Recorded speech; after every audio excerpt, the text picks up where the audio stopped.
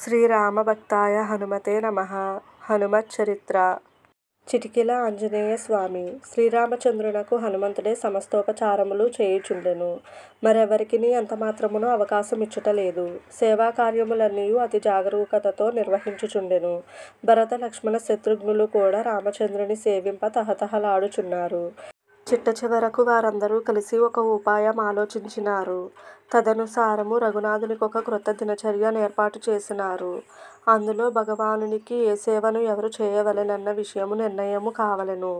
మనమందరము మన కార్యములు మన సమయములు నిర్ణయించుకొనవలెను. మనము హనుమంతునకేమియూ అవకాశమియ్యరాదు. ప్రణాళిక ఏకగ్రీవముగా అంగీకరింపబడినది. సీతామాత ద్వారా శ్రీరామచంద్రులకు విషయము సర్వస్వము నివేదింపబడెను. అది చూచి భగవానుడు మందస్మితము చేసి దానిని హనుమంతునకు చూపి చిరునవ్వు నవ్వుతూ, హనుమా, ఈ ప్రణాళిక నీకు సమ్మతమేనా అనగా, ప్రభు, అందరికీ అంగీకారమై తల్లి ద్వారా అది నిర్ణయమైనచో మీరు అవశ్యం అంగీకరించవలసినదే.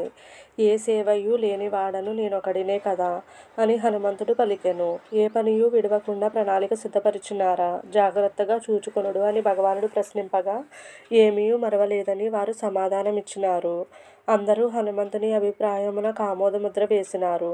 ప్రభుముద్ర కూడా పడినది. స్వామి, ప్రభువులు ఆవలించు సమయమున చిటికెలు వేయుట రాజసాంప్రదాయమే కదా, ఆ పని నాకు మిగిలినది అని ఆంజనేయుడు పలుకగా, అందరూ దానిని సామాన్య కార్యముగా భావించినారు.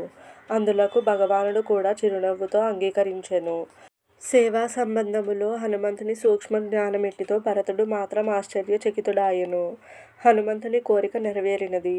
భగవానుడు తినుచున్నను, త్రాగుచున్నను, కూర్చున్నను, పరున్నను, సర్వకాల సర్వావస్థలయందును ఆయనతో కూడా హనుమంతుడు ఛాయవలె ఉండసాగెను. భగవానుడు నిద్రించు వేళ కూడా కొద్ది దూరములో కూర్చుని అతడాయన వదన బింబపు సోయగమును తిలకించుచుండెను. అనేక మంది అనేక విధముల అనుకొనసాగిరి.